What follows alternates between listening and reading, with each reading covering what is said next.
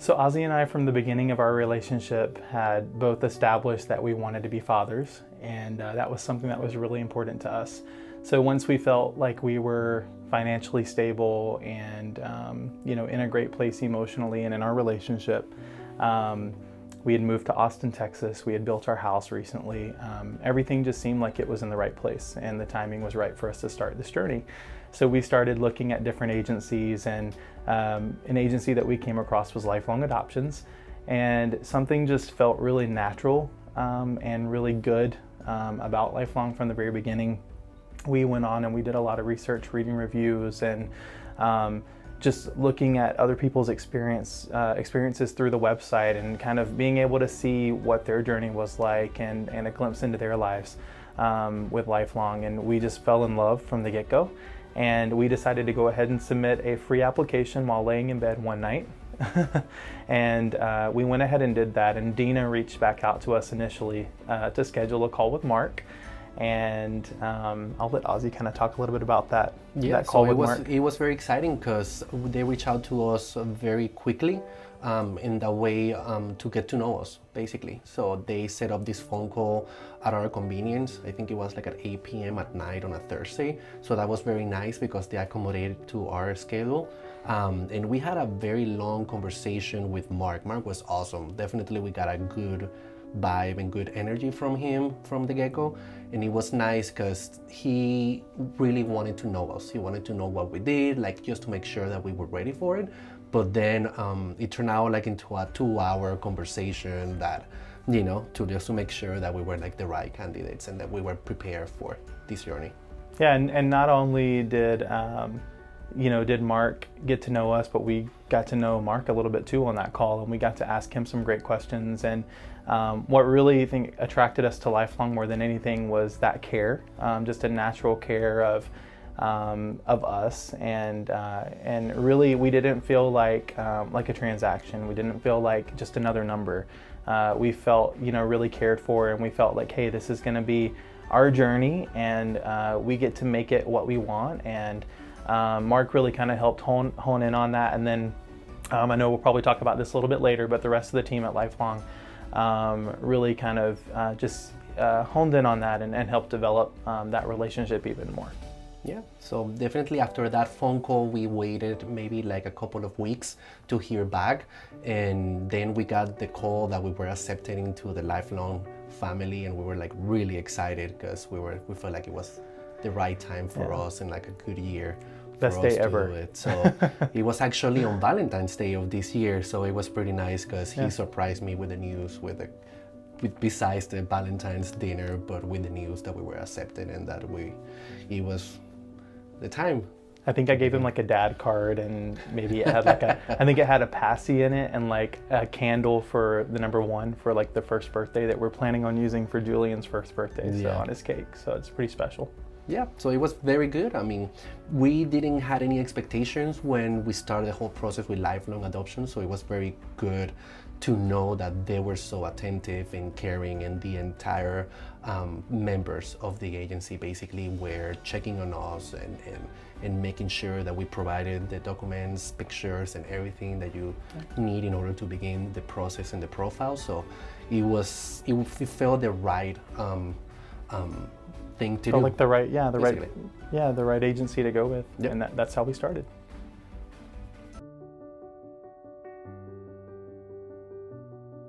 I know for me, the most exciting part about starting our adoption journey is what's sitting here with us today. I mean, I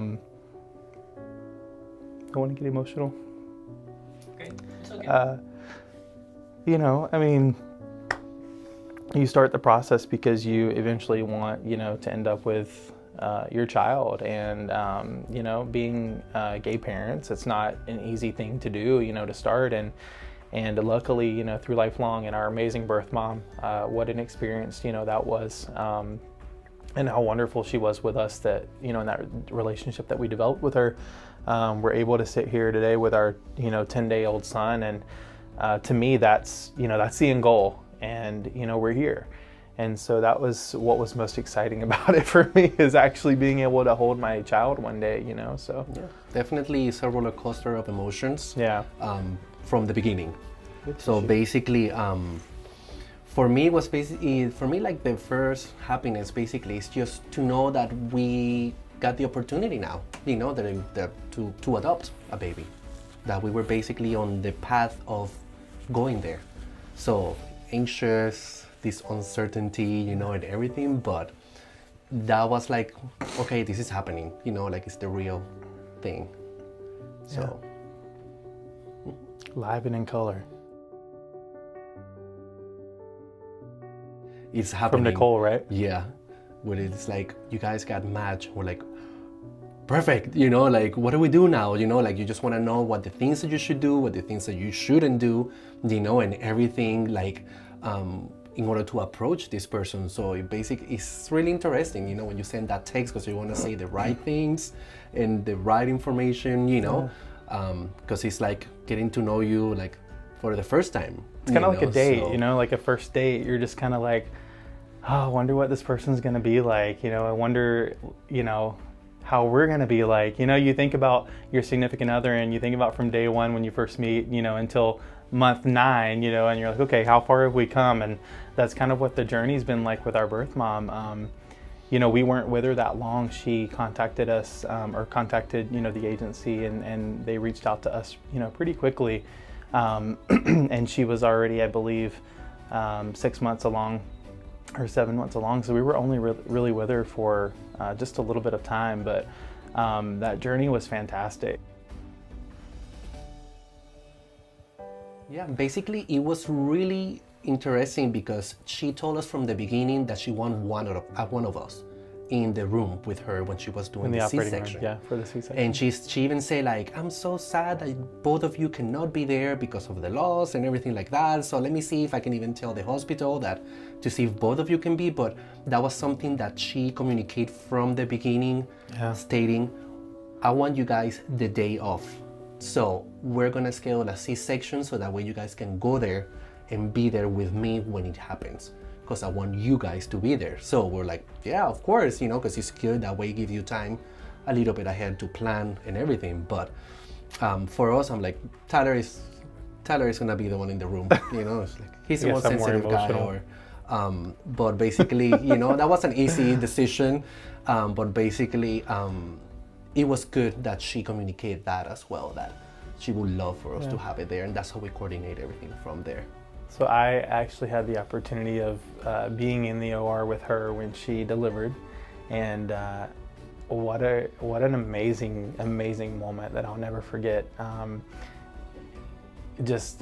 Wow, the magic of that moment, just having her there, you know, beside me, and I was sitting beside her, and she had her arms stretched out, of course, on the table, and I just asked her, I was like, hey, do you mind if I just rub your arm? And I just rubbed her arm and she just held her hand there as she was going through that time, that moment. And I, you can see the anxiety and you can see the pressure, you know, on her face. And of course, you know, things are happening and the baby's being delivered. And so I just really wanted to make her comfortable in that moment, you know, and it wasn't about me. It wasn't, you know, really about anyone else except for her in that moment until the baby was delivered. And I think, you know, when he first came out and I heard him cry for the first time and they brought him around the corner that I couldn't see, the pediatrician and the nurse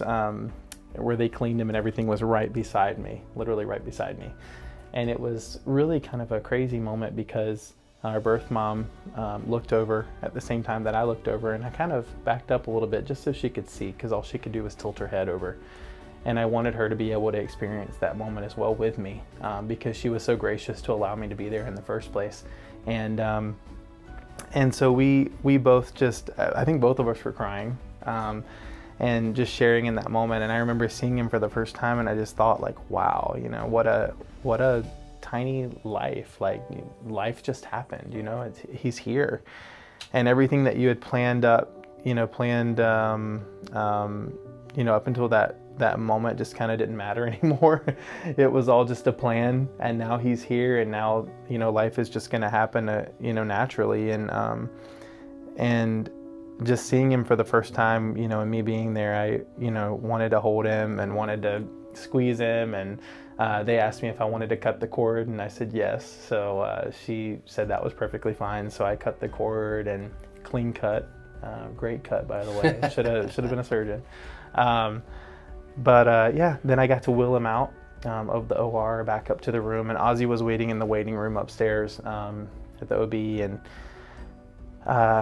I remember the nurse going in and telling him, come out, he's here, your son's here. And Ozzy came out and joined me there, and we were both with him together, going into the nursery for the first time. And what an amazing moment. Yeah, it's like it's here. Yeah. It's finally here, it happened. So it feels like a picture. It feels like a camera in my head just took a picture of that moment, and I can forever see that moment of Ozzy coming out of the room and meeting me there, pushing his little basket with him in it, and us being together for the first time as a family. Just it's like a chapter closes and another one opens. Yeah. So it's really good. And he's here. Yeah. Perfection. Our plan right now, like I said, we have a great relationship with our birth mom, and we plan on continuing that relationship from here on out. We are probably going to be doing a semi-open.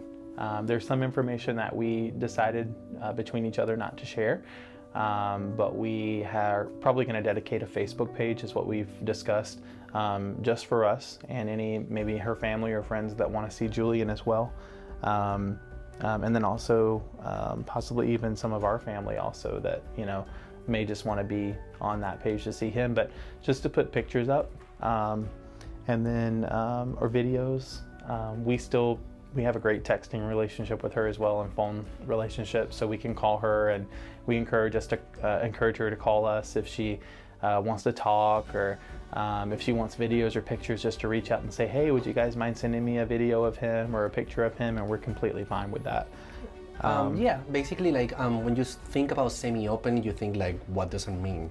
Yeah. Does it mean every day? Does it mean every week? Does it mean every month? So it's kind of you just have to play by ear. You gotta set those boundaries. It's something different from everybody else. So basically, semi-open doesn't mean oh my God, do we have to talk every day or something? No, as the way that it goes through and they develop your relationship with her, basically that's what define what the semi-open is gonna be. So if you feel comfortable, every other day, weekends, or it depends of we've always been encouraged in our relationship with our birth mom to just do what feels comfortable and do what feels natural. So if you're thinking about her, text her. If you have something to say, or you want to reach out, then just do it. Don't hold back. And we've always been encouraged to do that from Lifelong, from Mark, and Nicole, and then also from the agency that helped us in Michigan as well. They encouraged us also just to say, hey, if you're feeling something, or you're thinking about her, reach out to her, and then from there, and you build that relationship, you establish those boundaries. And for us, just kind of going back to your question, right now we plan on keeping things, semi-open with her, and no visits at this point. We don't think, that later on in life, I think once we talk to Julian about his adoption story, whatever he decides, if he wants to explore that. And, we made sure when we were in his hometown to take lots of pictures, and even of the history of the town. We found a monument that talked about the history of the town and how it was settled. And we plan on putting those types of things together for him so that he can really see where he's from, and really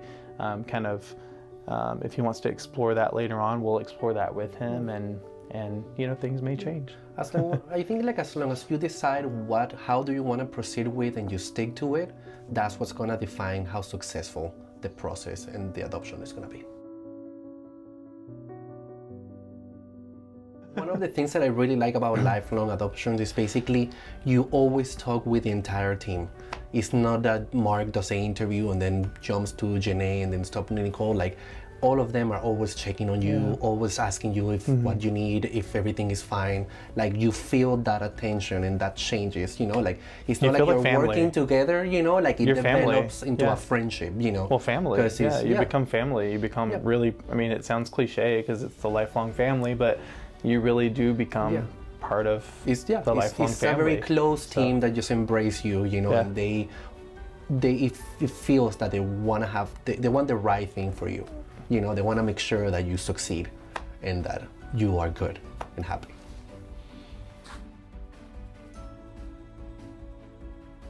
For me, part of the process was putting myself in a birth mom's shoes. That to me was really important because, you know, you can think from an adoptive parent situation where, yeah, you know, from a birth mom looking in, they're looking and saying, oh, these families have things together, you know, their lives together. This is why I want to place my son with you. You know, our birth mom told us, wow, you guys are, you know, financially stable, unlike me. You know, you guys have a great home. I loved your home. You live in a state that I've always wanted to live in. These are things that they share with you on why they choose you.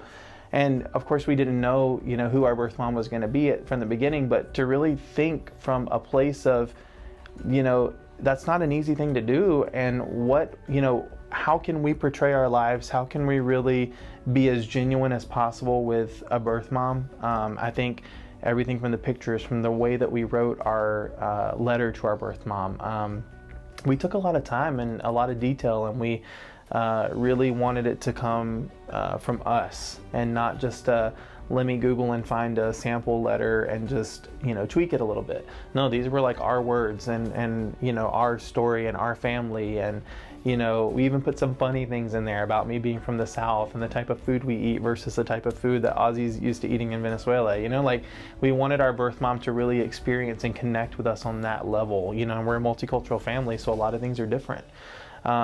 And I think, like I said, you get out of it what you put into it. And so the difficult part was the uncertainty. You know, you put into the beginning to get your profile built. You go through your home study. You know, you prepare yourself as much as possible to connect. And then once you connect, that's when the uncertainty starts, because you don't know this person that you're connecting with. You, like as we said earlier with the relationship piece, you're developing a relationship with this person from day one, and you're getting to know them from scratch. And I think, you know, the uncertainty that comes with that part of the process, and the overthinking and the, oh my goodness, my birth mom hasn't texted me in a week, you know, and we were texting 2 days straight last week. You know, what does this mean? You know, is she choosing not to do this anymore? You know, what's happening? And I think, you know, the team at Lifelong, really, that's where they come in and help you stay grounded and say, no, this is all natural. It's normal. I think just the joy, like, just, yeah. I mean, it's funny because we are literally in hotels. You know, we were in a hotel for the past 10 days since he was born, and even before then, and we are in a hotel tonight and probably for the next 3 or 4 nights. And literally all we do is just, you know, we feed, we eat, we it's potty, like the support, you know, like from the day of, like the support of our families, friends, neighbors, you know, it's everybody's like, when are you guys back? When are you guys doing this? You know, so it's definitely, for that, for us, it's like, we're ready, you know, it feels so good. I'm ready to experience all the joys that he's going to bring, you know. Even in the hotels, Ozzy and I just lay him on the bed and just like googly gaga, you know, over him with Google eyes, like, oh my goodness, this is... Definitely your life stops when you have a baby, and he is the only thing that matters. You learn to stop caring about the minute things and the things that don't matter, and you really just put all your attention on him. And it definitely feels like the family is complete, and that I can't wait to teach him to play baseball and teach him how to read and watch tons of Disney movies. We've been playing like the Moana soundtrack. I know, don't judge me. We've been playing the Moana and the Frozen soundtrack, and we've both just talked about how we can't wait to start watching, you know, movies with him, and just sharing all the things that we grew up with when we were young, just sharing those things with him and our favorite movies and our favorite books. And you know, me being an athlete growing up, just really wanting him to be an athlete too. I hope you hear that. So it definitely feels like a new chapter in our lives. For sure.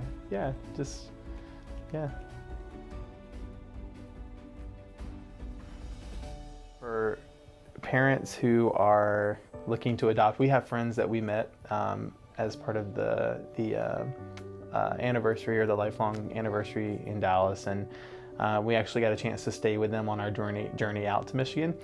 And they're hoping to start with lifelong, I guess sometime the end of this year or next year. And we got a chance to talk with them a lot. And the one thing we shared with them is just like, just trust the process, be patient.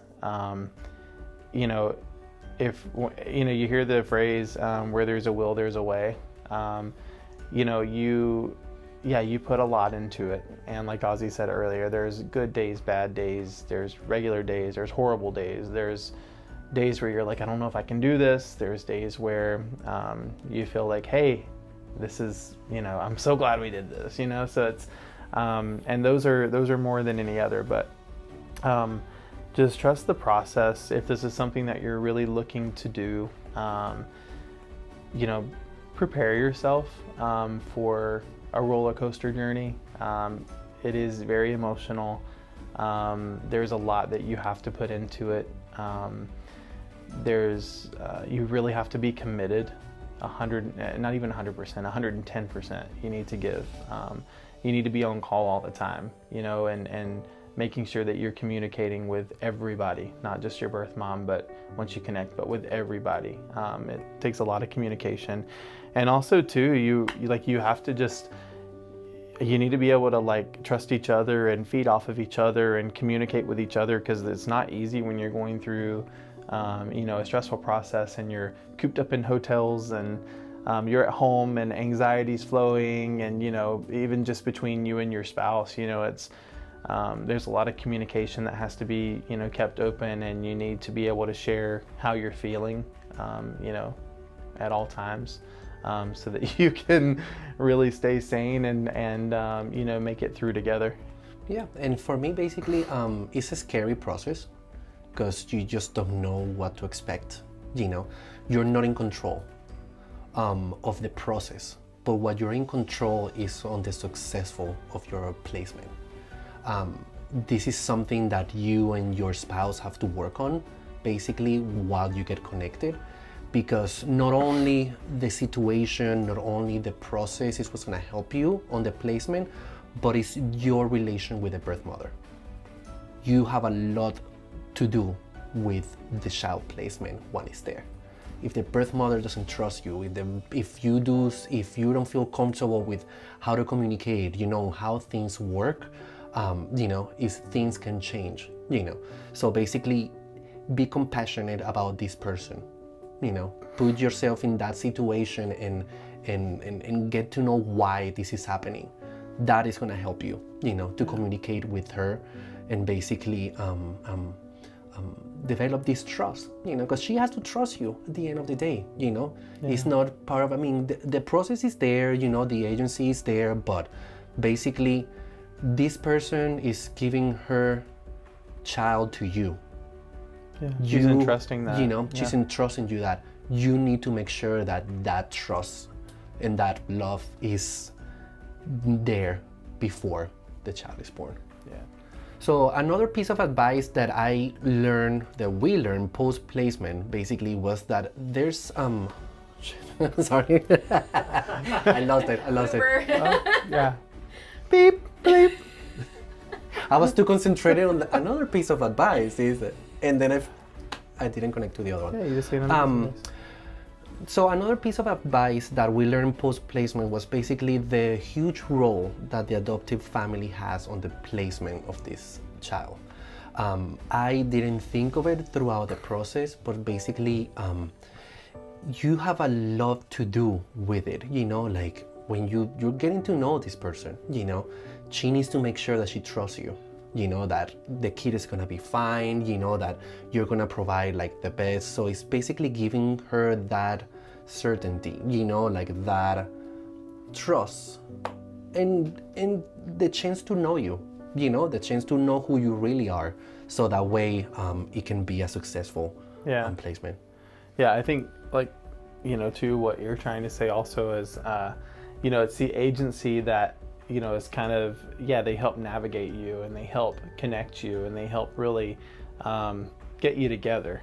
But once you're there, it is ultimately your responsibility to manage that relationship, to feed that relationship and make sure that that relationship continue to grows.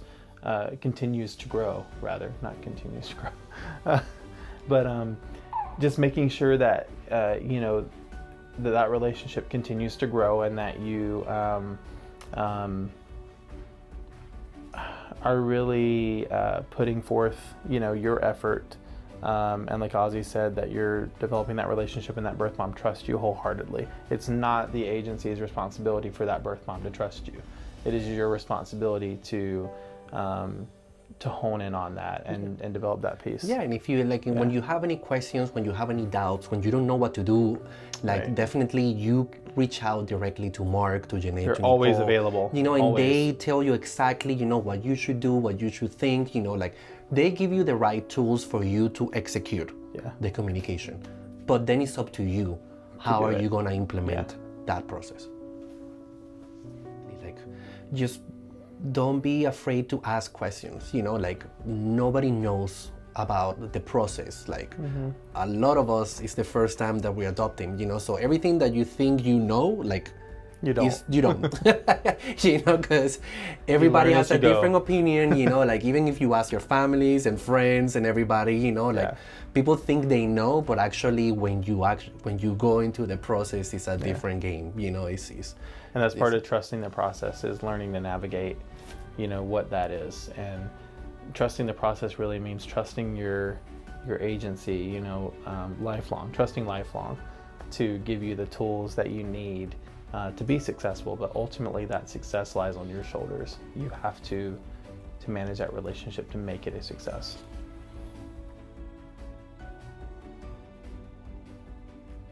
For me, it's just trust your heart.